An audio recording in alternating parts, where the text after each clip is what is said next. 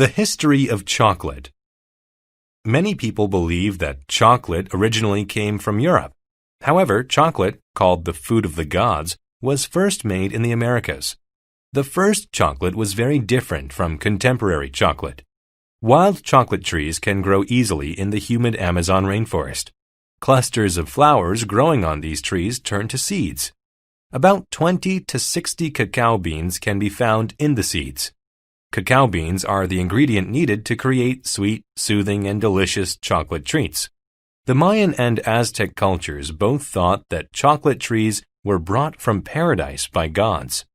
The Mayans and Aztecs used the beans from this divine tree to create a special beverage with a very pleasant odor. Surprisingly, the Aztecs believed that it would be toxic to women and children. In the 1500s, the Spanish explorer Cortés met the Aztecs. Cortés became quite interested in the plantations where the Aztecs cultivated chocolate trees. When he returned to Europe, he took cacao beans with him. He introduced the people of Spain to the Aztecs' chocolate beverage. Over the next 100 years or so, kings, queens, and members of the upper class enjoyed drinking chocolate. They enjoyed it even more once they learned to add sugar to the beverage. Soon, chocolate had spread all across Europe. New machines allowed chocolate makers to perfect their products and produce them at a very rapid rate. Preparing the beans in special ways brought out the aroma of chocolate. The beans were combined with condensed milk to give the chocolate a smooth texture. Today, contemporary chocolates with subtle flavors fill the shelves of expensive chocolate shops. The different types of chocolate available today vary widely. True chocolate lovers can tell which is best, though.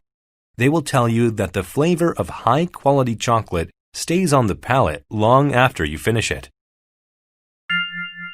Monkey Island. In the middle of the ocean, there is a small island shaped like an arc. Here, monkeys play on the beach and in the trees. But how did the monkeys get there? Once, an English admiral was exploring Africa when he found hundreds of monkeys. The admiral's character was mean. He thought, I could sell these monkeys and become very rich. I'm going to take them to England. So the admiral set traps to catch the monkeys. He put stakes in the ground, tied string around them, and made loops in the string. When the monkeys ran through the forest, their feet got caught in the loops and they couldn't escape. Then the admiral put the monkeys in cages on his ship and sailed away. The cages were small and uncomfortable. There was no soft hay for the monkeys to sleep on. Instead, they slept on branches with sharp thorns that cut into the monkey's flesh. For dinner, he gave them tiny pieces of sour grapefruit to eat. The monkeys grew hungry and weak. But one day, the admiral hired a new steward. He was a kind man with a good conscience. He was horrified to see the thin monkeys in the cages. So one night, he let them out. The monkeys ran and played all over the ship. They attacked the admiral and the steward and ate their food. They completely wrecked the ship.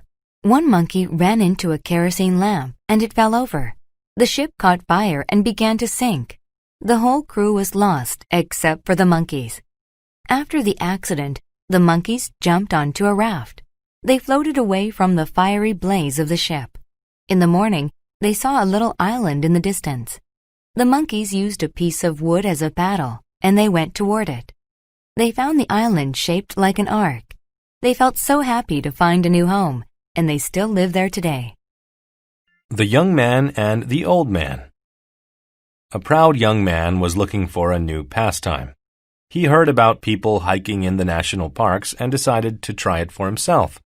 As he started his stroll, an old man walked up to him. "Don't go this way," the old man said.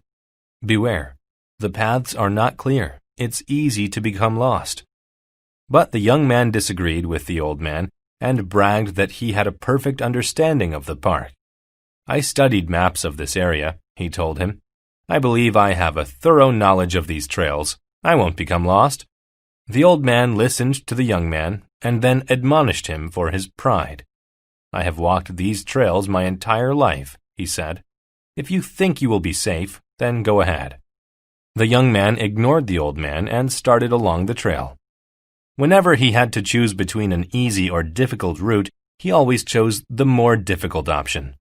In addition, he was not conscious of which direction he was going. After a while, he decided to return home.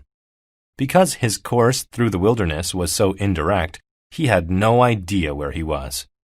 He looked at his map, but could not pinpoint his location. He walked one path after another, but soon realized he was lost. The sun was going down, and sudden strong winds gave a hint that it might rain. Immense clouds filled the sky. Awesome sounds of thunder were audible from all directions. It echoed off the mountains. The thought of the eventual storm tormented the young man. He hurried in one direction, but soon switched out of confusion. Luckily, it led him out of the park. When he arrived home, he knew that he had acted like an idiot. He realized he was lucky to be alive. He decided to listen to people with more experience than himself. The Tricky Fox. There was a fox that lived in the forest. Fox loved to play mean tricks on the other animals. One day, he used the sharp rim of a bottle to dig a pit in the ground. He hid in a tree until Rabbit came to the pit's edge. Then, he jumped out and pushed Rabbit into the pit. Fox laughed and ran away. The angry Rabbit climbed out and told the other animals what happened. The others said, "That is typical behavior for Fox. He does mean things all the time. Sometimes he is completely immoral. We all disapprove of his actions, so we should teach him a lesson. Tomorrow, we'll push Fox into that pit." The next day, all of the animals hid near the pit and waited for Fox. Fox was oblivious to the hidden animals. He walked up to the pit to see if Rabbit was still trapped. Just then, the other animals ran up to Fox and pushed him in. All the animals laughed and cheered, except Fox, of course. Fox couldn't get out. The walls of the pit were covered in damp ivy.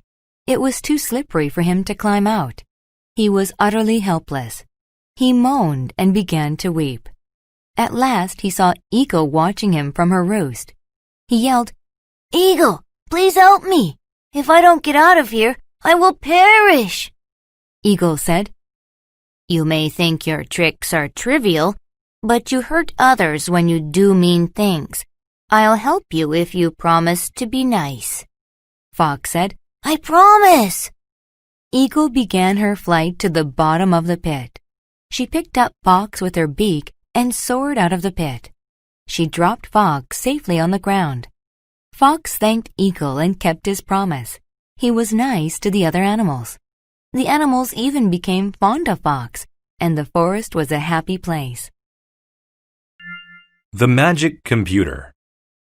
I had a difficult geography project to finish by the end of the semester. My teacher wanted it to be typewritten, so I went to the school computer room. But when I got there, all the computers were turned off. Apparently, there was a recent problem and technicians were fixing it. I knew of some private study rooms downstairs. They were small and dark, and the computers were very old, but I had no choice. At least the computers were operating correctly. I typed and highlighted the assignment's title, Evaluate the Government's Response to Global Warming. But I didn't know what to write in my essay. Finally, I decided to find a book to help me. I went to the library, checked the book indexes, and eventually found a useful book.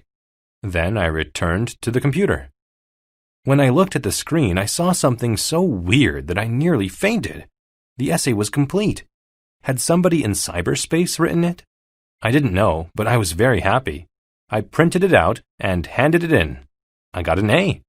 After that, I used the computer for all my assignments. I'd type the title, wait a while, and the computer would do it. Every assignment was perfect. I never had to edit anything. I stopped paying attention to my teacher's lectures and spent my extra time in the gymnasium, and my grades got better and better.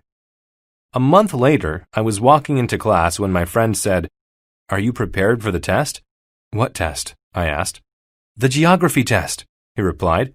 "I hope you studied. It's worth 70% of our final grade." I failed the test, of course. I was completely ignorant about the subject. After that, I made a resolution never to use the magic computer again. The moral of this story is that if you cheat at school, you won't learn anything. Jack Frost and the Pudding. Every winter, a magical boy with a wild spirit named Jack Frost arrives in town. He wears a white cape, and his role is to cover everything with frost and ice. But Jack Frost also gets pleasure from playing tricks on common folks.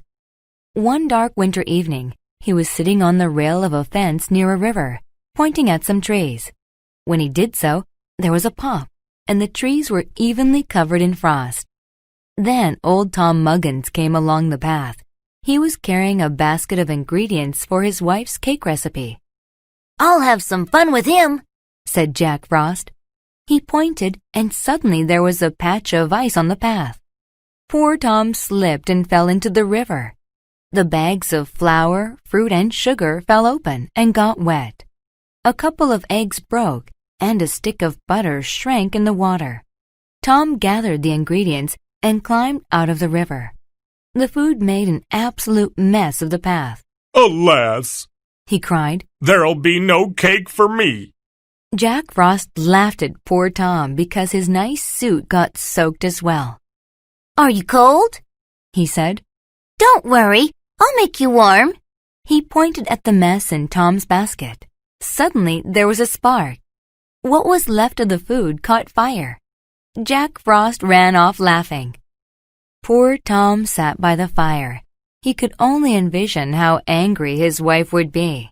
He wished he had been more attentive and noticed that Jack was around. Suddenly, a pleasant smell came from the basket. Tom looked inside. The butter was melting, and the eggs were starting to cook. Even the fruit began to simmer. Soon there was a fat, brown pudding in the basket. Tom tasted it. It was delicious. He happily took it home for dessert. Although Jack Frost had tried to make Tom's life difficult, Jack had actually made Tom a wonderful pudding. The architect's plan. An architect wanted to build a new office building. He selected some land that seemed perfect. He planned to cut down the trees to make room for the building. But there was a problem. A big problem. The land was actually the habitat of several types of birds. Some nature lovers were very upset with the architect. First, they held a rally and told others about the issue. Then they decided to take legal action because the architect didn't respect the animals' rights. To resolve the problem, they asked a judge to intervene. The judge could not call any witnesses for the nature lovers, so he first asked the architect to tell his side of the story. "Why are you going to destroy the bird's habitat?" the judge asked. The architect replied, "I have the deed to the land. I want to make a great building there. As you may know, all my buildings become memorable landmarks." Then one of the nature lovers spoke. "We believe that there is no reason to destroy all the trees. We just want to protect the birds." Then the judge made his decision. "I proclaim that the office building should be built," he said. "It is not a crime to remove those trees. I cannot give you a sentence for any offenses, but I feel obliged to make one request. I will only allow you to use half of the land. The other half will remain free so the birds have a place to live." The nature lovers could not conceal their gratitude. All of the people cheered. The architect said, "I have an idea. I will volunteer my time and efforts to design a new type of building. It will provide bushes on the roof where birds can live. There are enough resources in my company's bank account to create the best building ever made." The architect did exactly as he promised. He built this new type of building, which was loved by everyone. Janie and the music player. Janie had constant thoughts about getting a music player. One day, she was late to class. She hurried down the hall, but halted when she saw a backpack on the floor. She looked inside and found nothing but some books. She reached inside the bag and felt a small object at the bottom. It was a music player enclosed in a black case. Janie tended to be honest, and she had no valid reason to take the device. However, her desire for the player influenced her decision.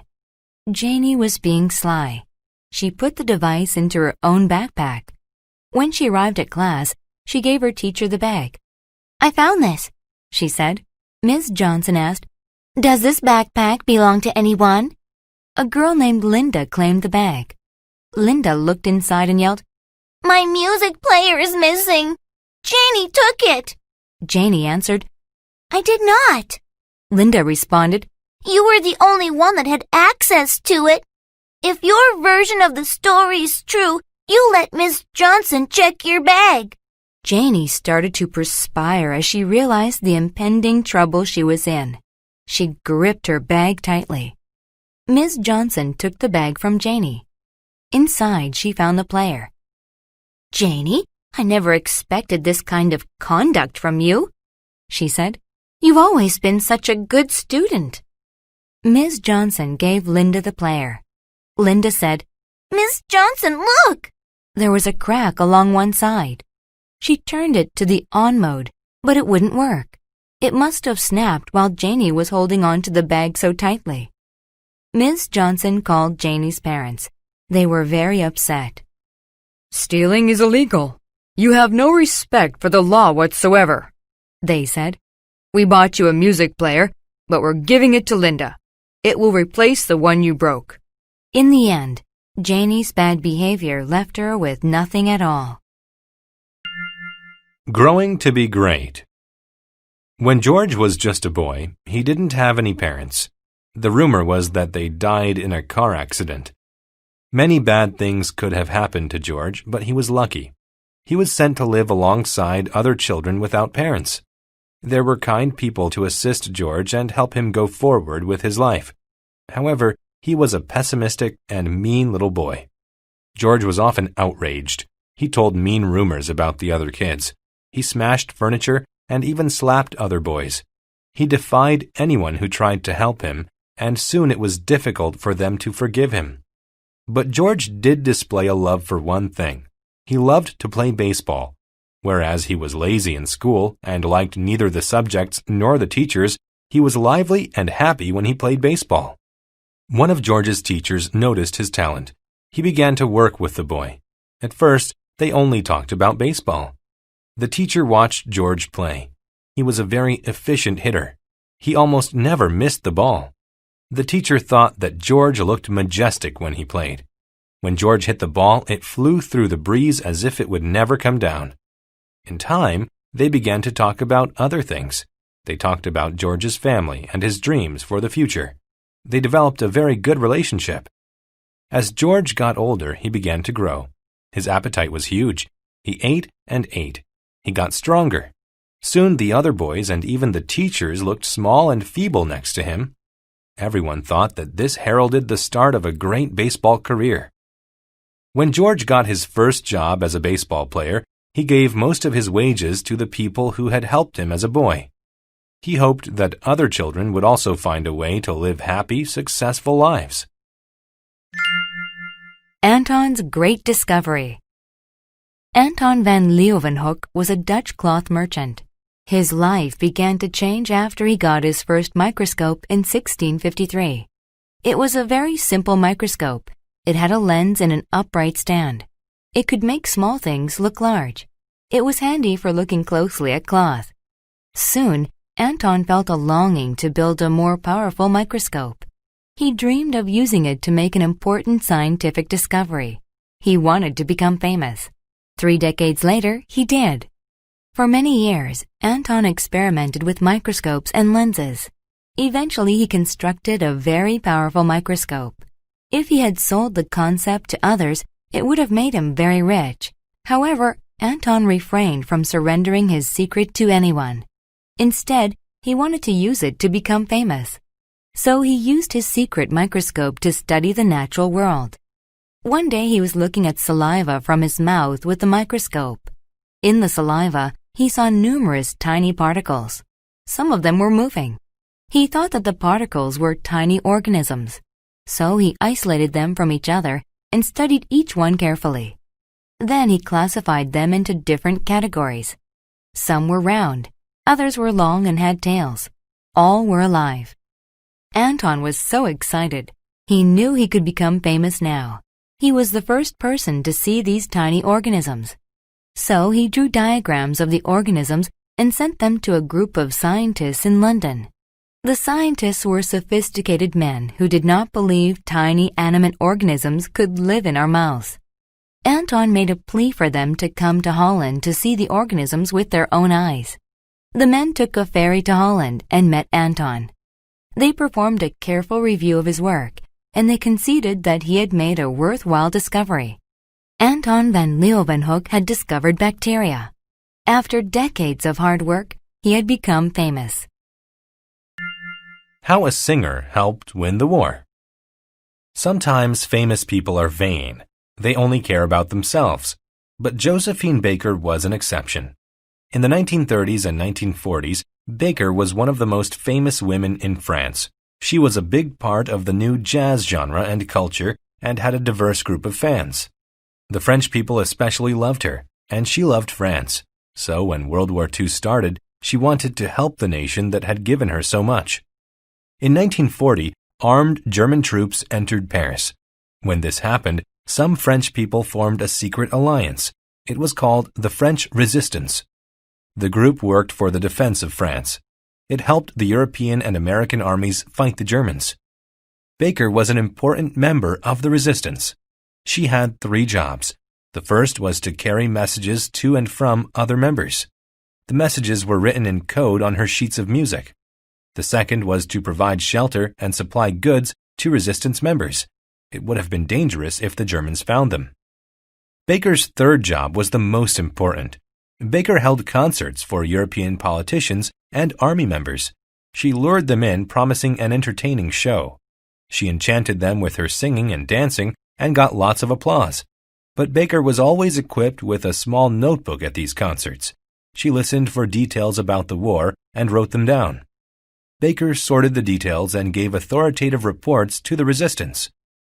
Some thought Baker's fame would be an obstacle. The Germans knew who she was, but they didn't think she was smart enough to work for the resistance, so she could get information from the Germans easily. This helped the resistance and the French army save lives and win the war. Baker had a big impact on the resistance's work. She got many awards for her help. When she died, the army had a special ceremony to thank her again for her bravery. The Sun and the North Wind.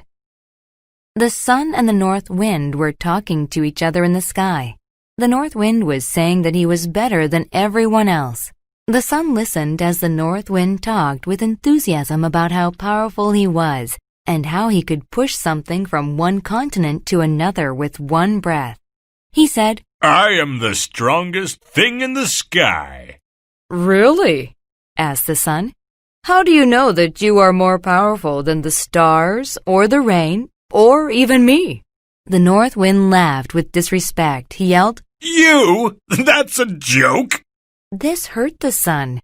He was usually timid and did not want to cause conflict. Today, he decided that he should teach the north wind a lesson.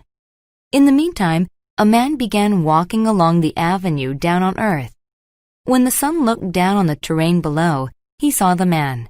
He pointed down to the earth and said, Do you see that man walking below? I bet I can get his jacket off of him. Can you? Of course. The north wind replied as he took a deep breath and filled his lungs with air. He used all of his muscles in his face and belly to blow winds at his target in succession. The harsh air currents made the man cold. The man pulled his jacket more tightly around him. It did not come off. The sun decided to rescue the man from the mischief of the north wind. He said, May I try?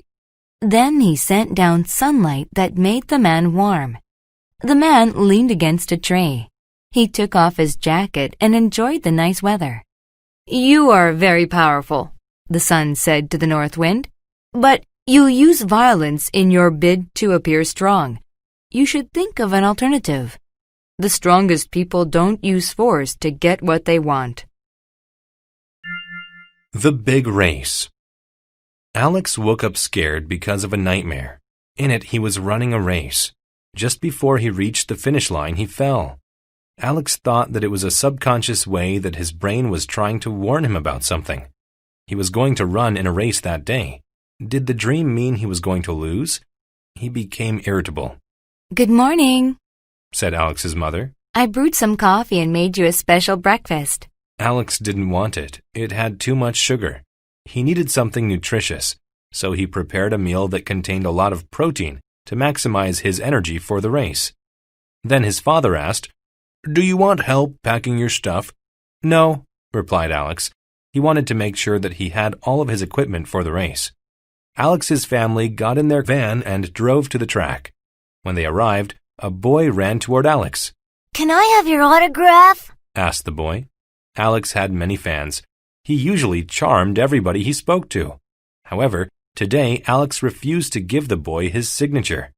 He needed to think about his race.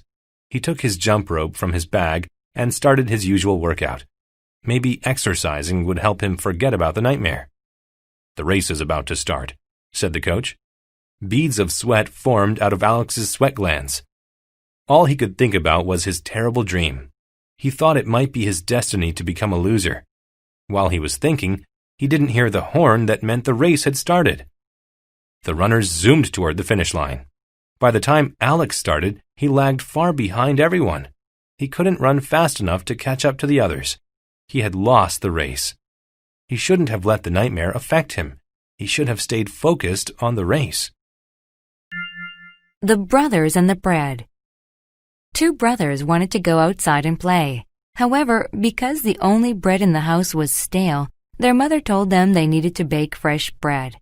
"I have to have the car repaired," she said. "When I return, if the bread is ready, you can play." The brothers hurried to prepare the bread, but not carefully. They didn't sift the flour. They were careless and sprinkled too much salt into the mixture. The dough needed to be soft and flexible, but the salt made it into a lump that was as hard as a brick. The younger brother uttered a sigh. Now we have to start again, he said. "No, we don't," The older brother replied. "I'll fix it. I just need to make the dough flat again and add water to it." He decided to hit the ball of dough with his fist to make it flat. But he hit it so hard that it flew right off of the table and knocked over a glass, which shattered. The dough then crashed into the kitchen window shutters and crumbled. Luckily, the brothers were not injured, but they did make a huge mess. A slight mistake now became a major problem. The brothers had ruined the kitchen. Just then their mother returned. She saw the mess and became flushed with anger. "Now you can't play," she said. "Instead, you have to clean the kitchen. I want this kitchen to be so clean that it may sparkle." The brothers cleaned the floor and expressed their sorrow to their mother. Soon they were reconciled, but there was no bread, and it was too late to play. They realized that trying to do something quickly often makes more work. Laika, the space dog. One of the world's most beloved space travelers was also the furriest. Laika was a little dog living on the streets of Moscow, Russia. She matured on the streets because no one would give her a home. She had to learn how to live without eating much. She found ways to keep warm in a very cold climate. Scientists thought a tough dog like Laika would do well in a project they were putting together. In a prior launch, Russia had put the first man-made object into space. Now, scientists wanted to see if a living thing could go to space. Although many facts about space had been learned, they weren't enough to help send humans to space safely. Laika and 2 other dogs were chosen to help scientists with their research. The animals were used in a variety of tests. In the end, though, only Laika would go to space. On November 3, 1957, the Sputnik 2 spaceship was due to leave Earth. Scientists carefully applied wires to Laika's skin to measure her body's reactions once she got into space. Laika also wore a special leash. Without it, she would float around in the spaceship. Soon after, Laika left the planet. Scientists on Earth awaited information from the ship. But in the midst of so much excitement, something very sad happened. Scientists were able to tell that Laika was under a lot of stress. The trip confused and scared her. Laika's entire ship had become as hot as a furnace. Scientists were powerless to help the dog in her misery. After about 5 hours, Laika died. Some have complained that the little dog should never have been used in the mission. Scientists knew that she would not survive the trip. Laika was never buried, but a memorial has been established in Moscow. There are many songs and books about her too. It seems that Laika became a hero to many people. Gwen's new friends. Gwen walked into the gym for her next class. Coach Peeves said, "Today we're playing basketball. The custom is to let you choose your own teams. However, we're going to do things differently." The coach assigned each girl to a team. There were 6 girls per team. Gwen glimpsed at her teammates. She didn't know any of them. All of her friends were on the other teams. She couldn't believe her misfortune. "I feel sick. May I go to the nurse?" asked Gwen. The coach could foresee Gwen's excuses. It wasn't the first time Gwen tried to leave class.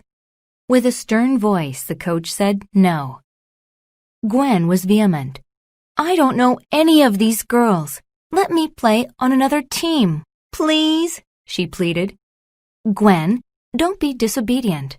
I don't want to hear any more negative comments from you." Gwen had no choice. Then a girl smiled at her. "Hi, I'm Stephanie. I was in your English class last year," she said. Gwen remembered her. "For the sake of the team, please try your best. I know you're a good player," said Stephanie. When the game started, Gwen played as best as she could. She took a long shot. The ball sailed through the air and went right through the hoop. "That was awesome," said one of her teammates. Later, Gwen fell with a loud thump. "Are you okay?" asked her teammates. They were worried. She had ripped her jeans. She had scraped her knee and had a small bruise. Gwen told her teammates, "My knee is fine, and I can stitch my pants later. Let's keep playing." By the end of the game, Gwen forgot altogether that she hadn't wanted to play, and her team won. The victory bound Gwen's team together. She had made a lot of new friends, and they were a source of happiness for her for many years. Kara goes camping. "Kara, would you like to go camping with my family?" asked Tracy. Kara had never been camping before, but she decided to go anyway. That weekend, they drove to Estes Park. When they arrived, Kara looked around. She felt so far from civilization. After they set up the camp, they went for a walk.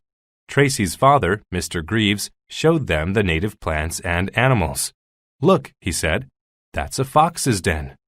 Do you see that bunch of mushrooms next to it? Don't touch them. They contain poison." Kara was bored. She didn't care about nature. As the day went on, mighty clouds soon loomed in the distance. "It looks like stormy weather," said Tracy. "We should go back." It suddenly began to rain. They used an umbrella to shield them from the rain. Back at the camp, they ate cold sandwiches for dinner and went to sleep. By morning, the rain had stopped. It was a drastic change from the previous day's weather. They folded their sleeping bags and put them in a box. Tracy closed the lid and told Kara, "Today will be fun, I promise." Kara didn't believe her. She missed her convenient life in the city. She was used to an urban lifestyle. After breakfast, they went for a walk. The grass was covered with dew, and it gleamed in the sunlight. Finally, they reached a lake. Kara and Tracy waded into the water. The reeds swayed in the wind, and a flock of birds flew above. Kara felt very peaceful.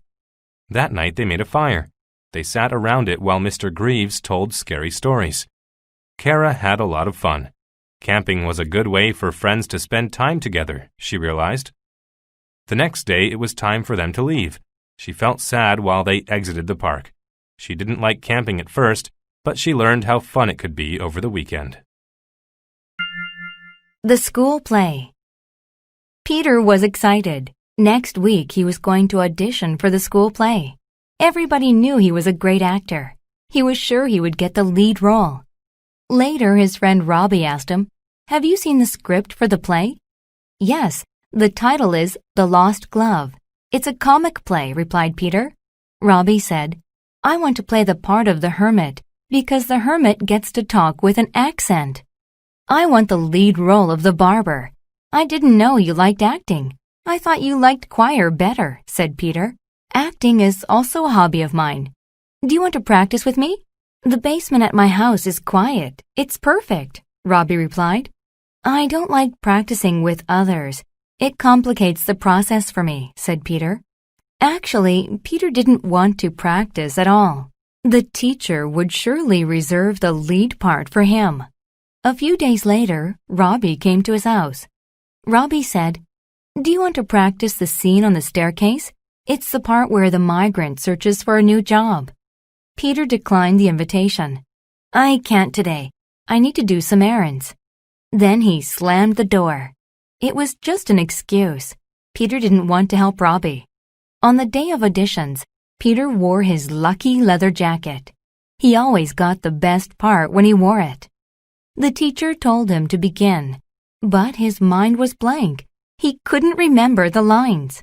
A week later, the teacher put a list of the parts on the wall. Peter read the list, looking for his name. He was shocked by what he saw. He blinked his eyes and looked again.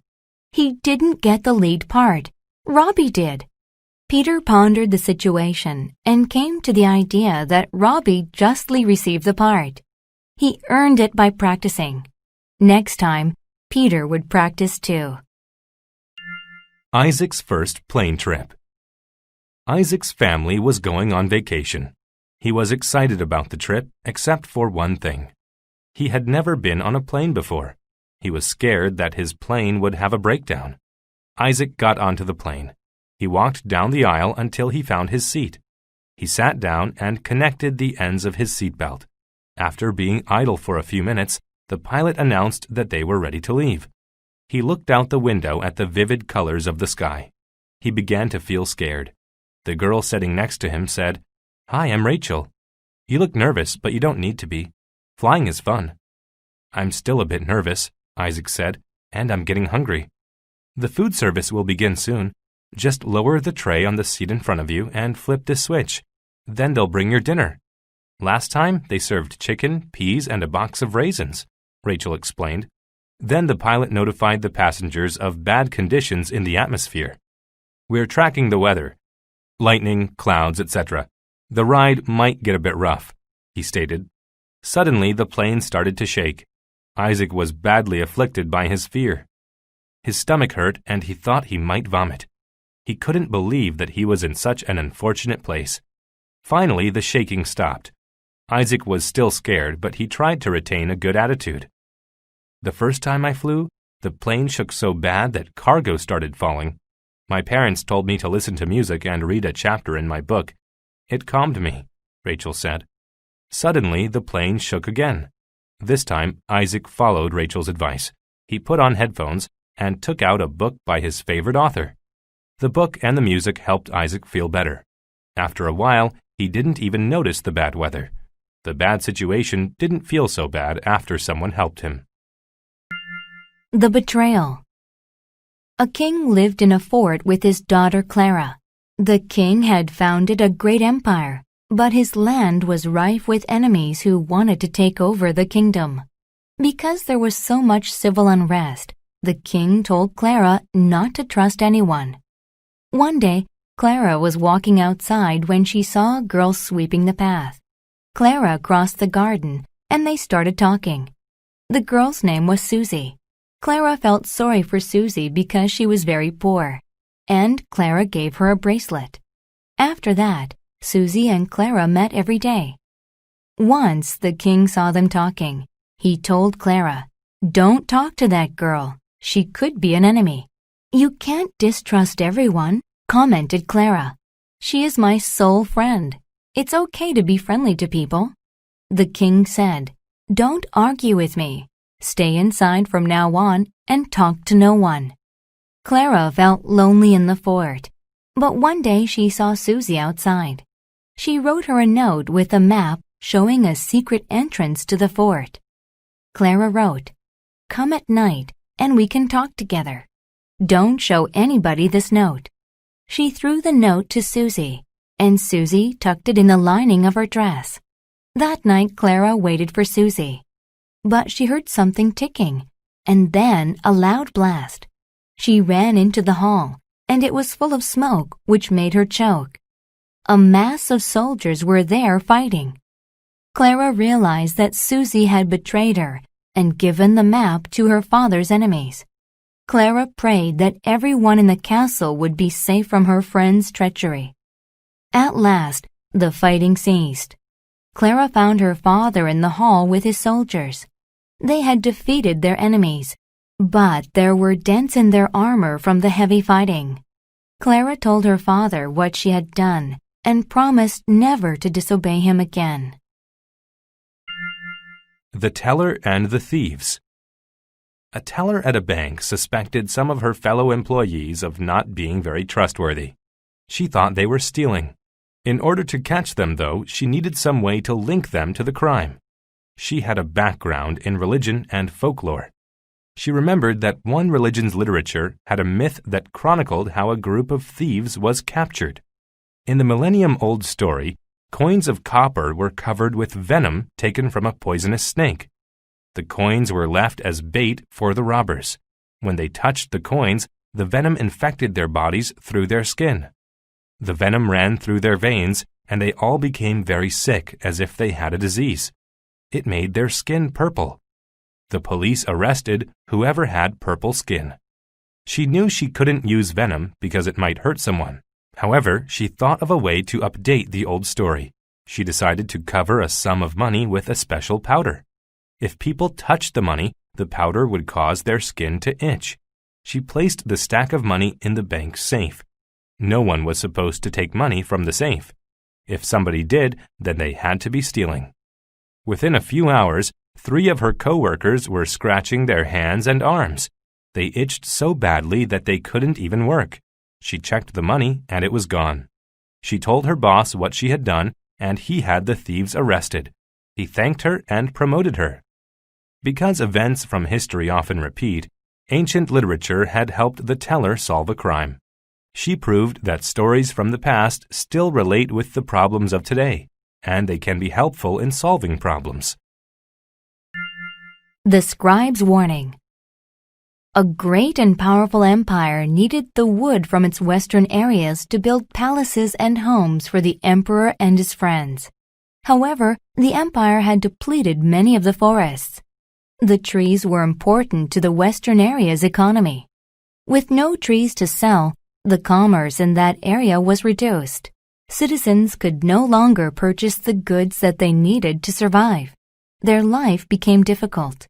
A poor scribe from the area wanted to help. He hitchhiked to the capital to ask the emperor for charity. He was invited to the palace. It was large and cozy. Tables were loaded with food, and fires burned warmly in every fireplace. The emperor sat up upon his throne, and the scribe stood in front of him. "I've come to ask for help," the scribe said. "We're all very poor and hungry. You've used up all of the forests, and now we have nothing to sell." Then he added a warning. "If we don't receive help, I'm afraid that the entire empire will suffer. We must establish some unity." Upon hearing the scribe's request, the emperor's bad temper surfaced. He mocked the scribe. "You think I should help," he said and laughed. "You should just be happy to belong to this great empire. You will get nothing from me." The emperor felt no pity for the citizens of the western area. They were condemned to starve. The scribe returned home with nothing. Not long after, an enemy invaded the empire from the west. They were marching to the capital. Because the citizens felt persecuted by the emperor, they remained neutral. They didn't fight the invaders, but allowed them to march freely to the capital. The emperor was defeated. If he had heeded the words of the scribe, then the citizens might have been the victors. But because he had treated them badly, they treated him badly. How the dinosaurs really died.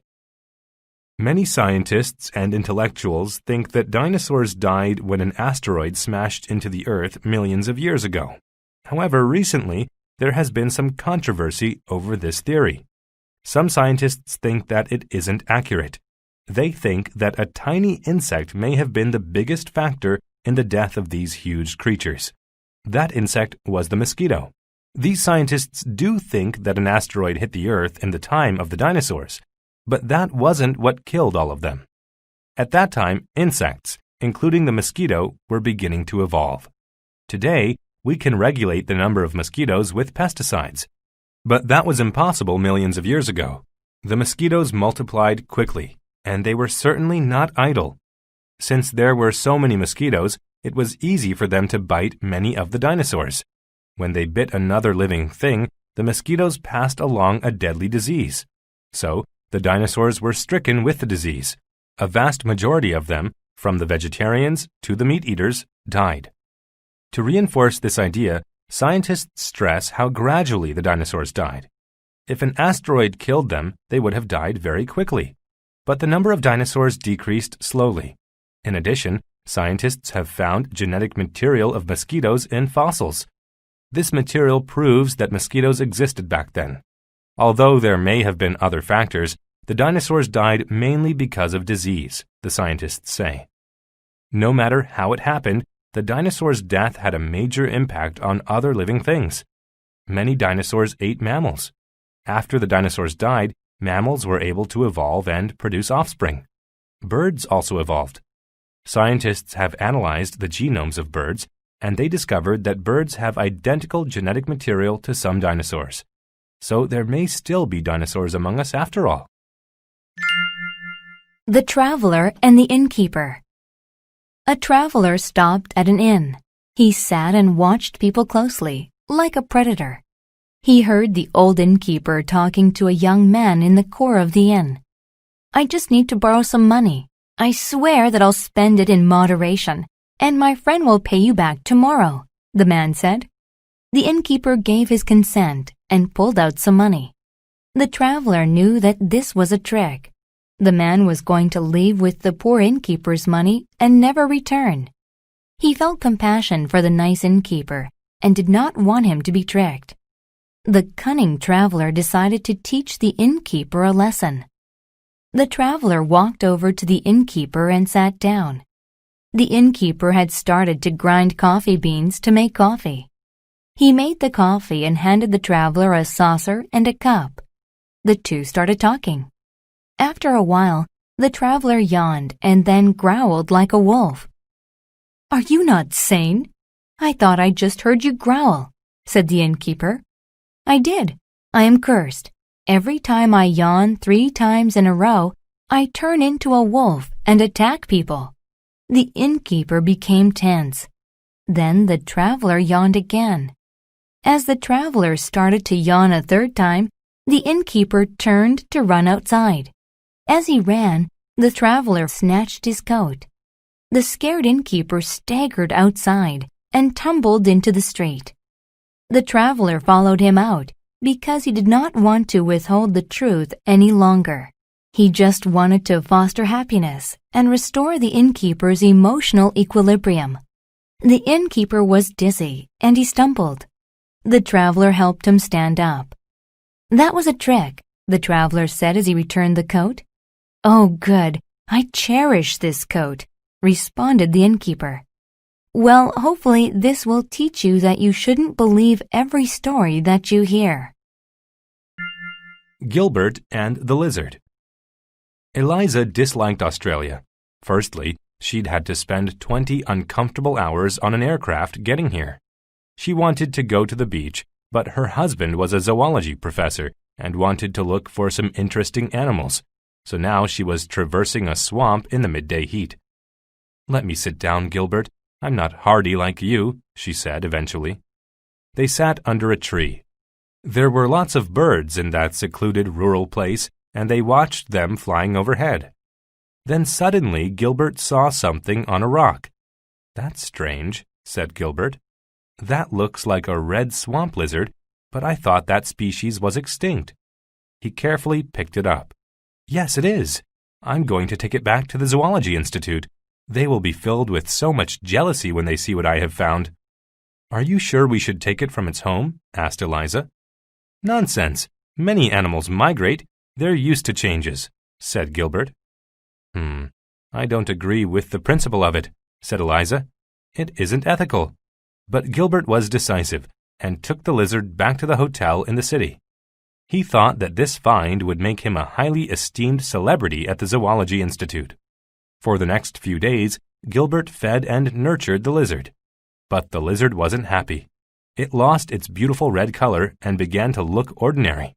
In fact, Gilbert started to wonder whether it was special at all. He went outside and found a common lizard on a piece of concrete. When he compared them, they looked exactly alike.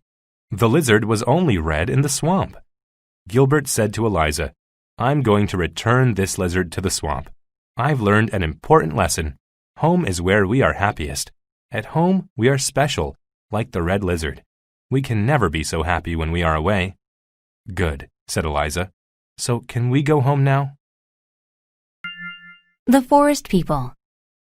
Colonel Wilbur and his wife Mary were flying over the tropics in their private plane, but suddenly the engine caught fire. It was impossible to extinguish the fire, so they were forced to land in the forest. "What are we going to do?"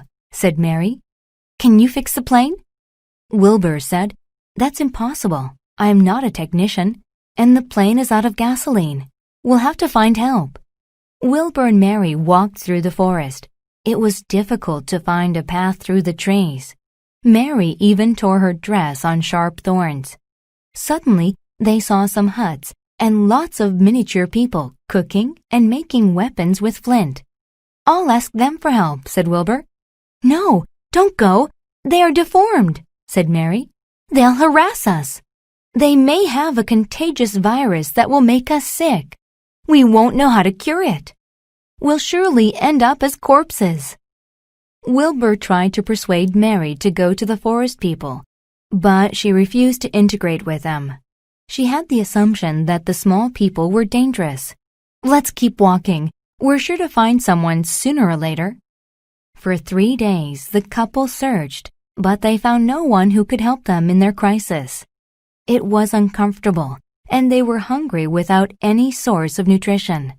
Plus, the forest was filled with dangerous beasts.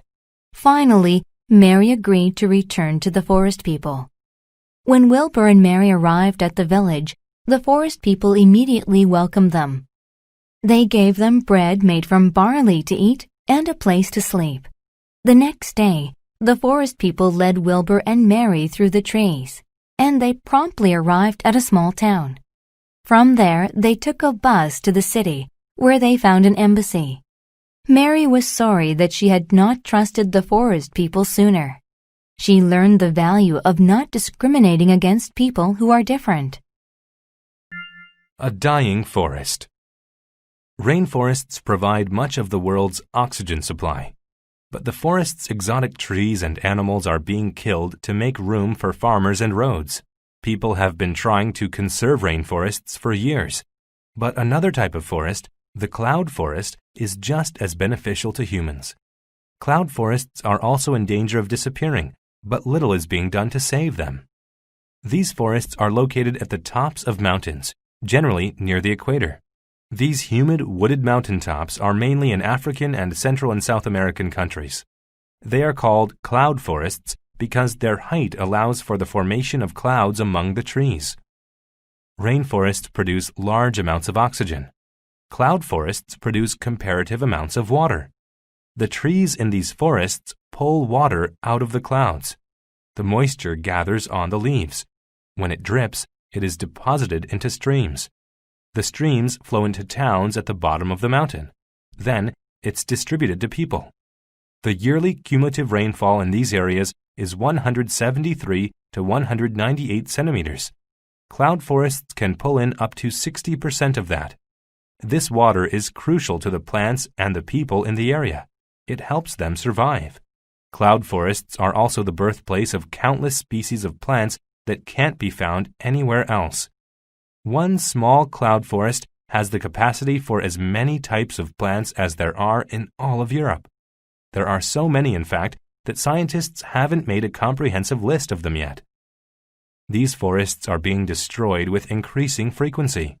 Trees are being cut down and roads are being built in their place.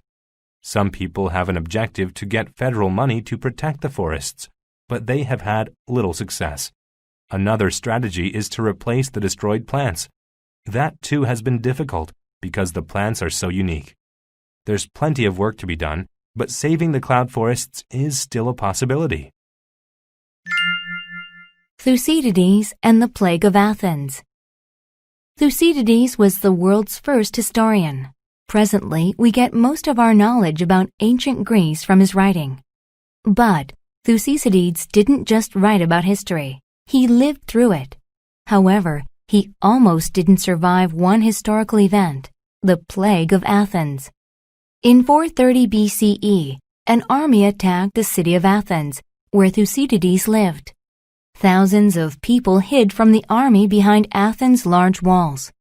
The city became very crowded as the population expanded. Then, a horrifying disease broke out. People summoned doctors, but it was to no avail because no one understood how the disease spread. It seemed random. They didn't know that it was an organism. Instead, they defined disease as a punishment from their gods. Thucydides was incredulous that gods caused the plague, but he explained why others believed it. There was an old, long verse which predicted the disease. To paraphrase it, the verse said the gods would send a disease during a war. As a result, large crowds gathered at shrines to ask the gods to stop the plague. But the situation only worsened. Because these people were so close to each other, they became sick. That's how they learned a fundamental lesson about the plague. It spread from person to person. People wanted to leave the crowded city, but they dreaded what the army outside would do to them. At this time, Thucydides got sick too. He quickly scribbled down notes because he thought he would soon die. His writing shows a stark contrast between people's behavior before and during the plague. There were riots, and people ignored laws. They didn't think they'd live long enough to be punished. Many sick people were left to die in solitude because no one wanted to be near them. The plague lingered for 2 years, but luckily, Thucydides survived. Without his writing, we would know much less about ancient Greece and the Plague of Athens. The solar car race. We live in a mobile society, but the cars we drive require too much gas, plus they pollute the air. Eventually, the natural resources used to make gas will run out. So what happens then?